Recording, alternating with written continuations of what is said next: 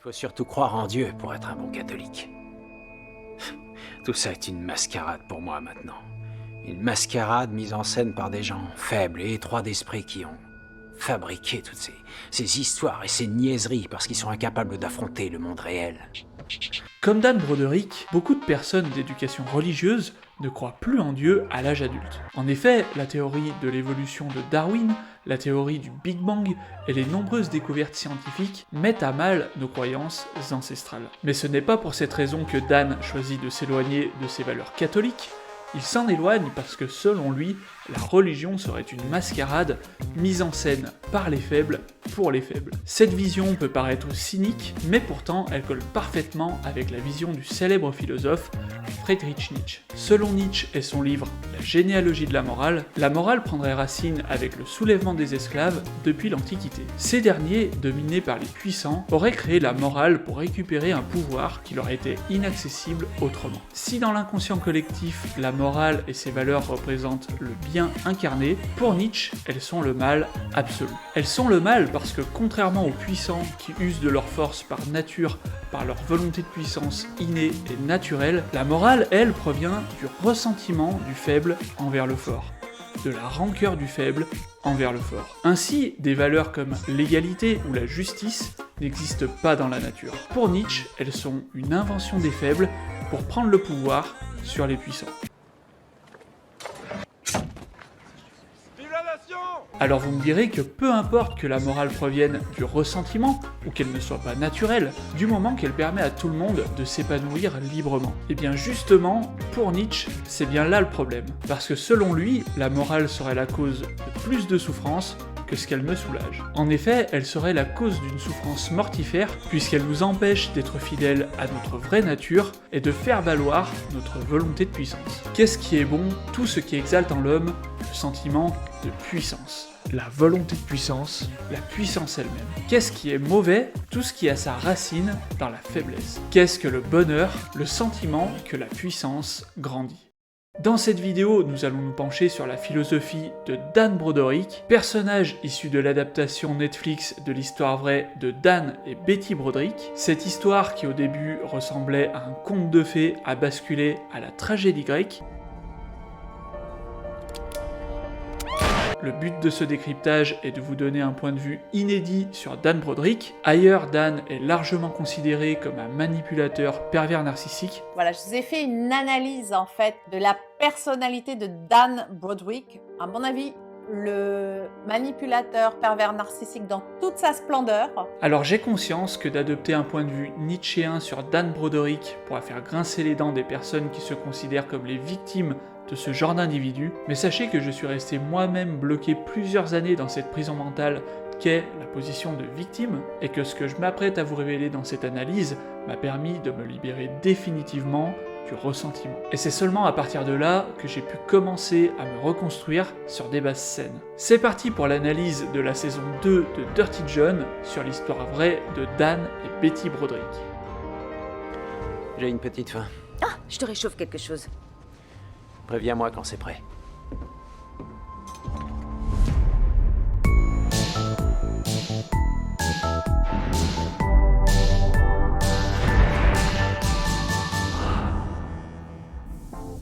Dan et Betty se rencontrent alors qu'ils étaient encore étudiants.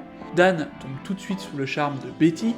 Il voit en elle la femme de sa vie et la mère de ses futurs enfants. Betty se laisse séduire, ils se mettent en couple, se marient, et très vite deviennent parents de leur premier enfant. À cette époque, ils peinent à joindre les deux bouts. Betty travaille nuit et jour pour assumer les dépenses de la famille, pendant que Dan termine ses années d'études de médecine. Lorsque Dan est enfin médecin, sa vie ne ressemble pas à celle dont il rêvait. Le salaire n'est pas phénoménal, et les urgences en plein milieu de la nuit le poussent au burn-out. Il décide alors de s'inscrire à Harvard pour devenir avocat, bien que, enceinte de leur deuxième enfant, Betty le soutient pleinement dans sa démarche. Quelques années plus tard, leur sacrifice paye enfin, puisque Dan devient avocat spécialisé dans les erreurs médicales, et il s'épanouit dans sa carrière. Au travail, il adopte la philosophie guerrière du cabinet d'avocats dans lequel il est embauché, et il ne laisse aucune chance à la partie adverse. Plus il brise de carrière, plus il gravit les échelons. On observe que cette philosophie guerrière s'étend aussi au perso, avec cette scène où Dan et ses collègues donnent des conseils juridiques à leur patron, pour qu'il laisse le moins de plumes possible durant son divorce à venir. Mis à part quelques différends d'ordre philosophique, Betty s'épanouit pleinement dans son rôle d'épouse et de mère aimante. Mais malheureusement, ce bonheur va être de courte durée. Betty sent que l'attitude de Dan est en train de changer, elle tente quand même de le ramener dans le droit chemin, vers leurs valeurs communes de bon catholique, mais c'est à ce moment-là que Dan lui avoue qu'il ne croit plus ni en Dieu, ni aux valeurs morales qui lui sont associées. Plus tard, Betty surprendra une conversation de Dan avec un inconnu. C'est, elle est d'une beauté stupéfiante. Betty pense d'abord que Dan parle d'elle et qu'il va la présenter à l'interlocuteur, mais Dan esquive. Lorsque Betty lui demande qui était cette beauté stupéfiante dont il parlait, Dan lui avoue qu'il s'agissait de la secrétaire de l'immeuble dans lequel il a implanté son cabinet d'avocat. Quelques semaines plus tard, Dan annonce à Betty qu'il a embauché une assistante qui s'appelle Linda Kolkena. Lorsque Betty lui demande de lui en dire plus, elle comprend qu'il s'agit de la beauté stupéfiante évoquée précédemment. Pour Betty, cette décision est incompréhensible puisque Linda n'avait ni les diplômes ni les compétences pour assister Dan dans son métier d'avocat. Betty pose alors un ultimatum à Dan, soit il la vire, soit il peut faire ses valises. Mais voici la réponse de Dan.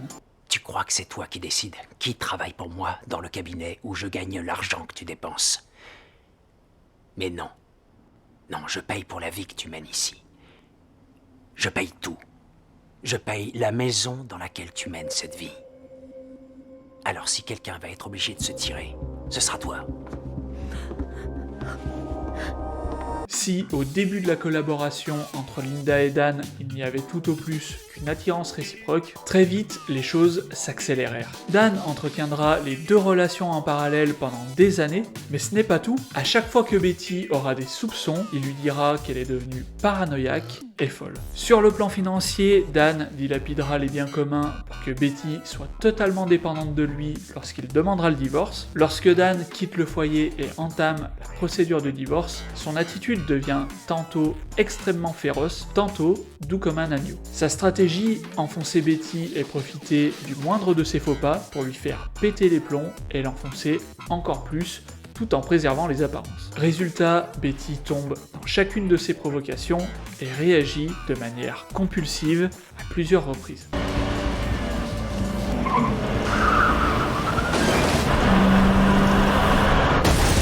Pour Betty, c'est la descente aux enfers, elle perd sa maison, elle perd la garde de ses enfants, et ses parents ainsi que ses amis lui tournent le dos. Tu l'avais prévenu qu'on sera là? Je lui ai pas parlé depuis des mois. Même après des années que le divorce ait été prononcé, Betty restera le jouet de Dan et Linda qui garderont le contrôle total du droit de visite pour les enfants. Devant l'incapacité de se faire entendre, une nuit, Betty pénétrera dans la chambre de Dan et Linda avec un revolver et les assassine.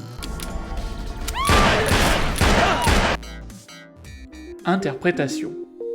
Au début de leur histoire, Betty et Dan étaient vraiment sur la même longueur d'onde. Leur objectif commun de fonder une famille et de s'élever dans la société faisait d'eux un duo inarrêtable. Il est évident que l'un sans l'autre, ils ne seraient jamais parvenus à leur idéal de l'époque. 4 enfants, une belle maison, une belle carrière pour Dan, une vie de famille épanouissante pour Betty, mais une fois leur objectif de vie atteint, la philosophie de Dan a commencé à changer. Et ce, pour 3 raisons. 1. La nature de son métier d'avocat spécialisé dans la faute médicale lui a appris que briser des carrières et s'enrichir était plus satisfaisant que d'aider les autres en tant que médecin. 2. L'environnement de requin dans lequel Dan évoluait. Et 3. Évidemment, le fait qu'il tombe sous le charme de Linda. Ce qu'il faut comprendre, c'est qu'entre ses valeurs de base catholique et ce qu'il vivait au présent, un gouffre s'était creusé entre les deux. Au travail, il s'est aperçu que pour gagner, il fallait être impitoyable envers l'ennemi, et il a pu tirer la même conclusion pour la vie perso, avec l'exemple de son patron qui s'est remarié en écrasant son ex-femme sans aucun remords. Pour la plupart d'entre nous, ce comportement et le comportement qu'aura Dan par la suite est un comportement de connard ou de manipulateur pervers narcissique. Le problème avec cette vision des choses, c'est qu'elle place la victime dans une impasse insupportable. Lorsque vous subissez de la manipulation, que l'autre commet des actes immoraux et que tout le monde autour de vous ne voit rien ou n'en a rien à foutre, vous devenez complètement fou. et vous réagissez de manière complètement folle. C'est pour cette raison que si vous pensez être dans une telle situation, que vous pensez être pris dans un piège qui se referme petit à petit, il est urgent pour vous que vous changiez votre vision du monde. Et c'est là que la philosophie de Nietzsche peut tout changer.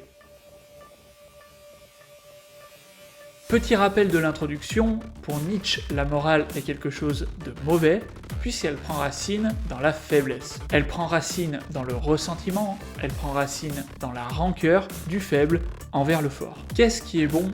Tout ce qui exalte en l'homme le sentiment de puissance, la puissance elle-même. Qu'est-ce qui est mauvais? Tout ce qui a sa racine dans la faiblesse. Qu'est-ce que le bonheur? Le sentiment que la puissance grandit. Donc selon Nietzsche, le fait que Dan fasse valoir sa volonté de puissance en embauchant Linda et en entamant une relation avec elle, ça serait quelque chose de bon puisque cela exalte en Dan un sentiment de puissance. Oui, je vous avais dit que des dents allaient grincer. Évidemment, du point de vue de Betty, tout cela n'a aucun sens, puisqu'elle analyse la situation à travers le filtre de la vision catholique des choses. Un exemple de couple où les deux parties adoptent une même vision axée sur la puissance et le pouvoir est le couple de Francis et Claire Underwood. Comme pour Dan, Francis assouvit son désir sexuel avec une relation de travail, si on peut dire. Claire, de son côté, a une aventure avec Adam Galloway, et bien sûr, Claire et Francis sont tous deux au courant des aventures de l'autre, mais cela leur est complètement égal, puisque dans leur vision des choses, ces relations extra-conjugales n'interfèrent pas avec la volonté de puissance de chacun. Un auteur qui, selon moi, adopte une vision nietzschéenne dans ses écrits, c'est Robert Greene. Power, les 48 lois du pouvoir, stratégie, les 33 lois de la guerre, atteindre l'excellence est l'art de la séduction. Les thématiques abordées ont tout à voir avec une facette de la puissance, mais ce sont surtout les conseils à l'intérieur qui font complètement fi de la morale. Pour vous donner un exemple, les 5 premières règles sur les 24 de l'art de la séduction sont 1. Choisir sa victime, 2. Inspirer confiance, 3. Souffler le chaud et le froid, 4. Susciter la jalousie, et 5.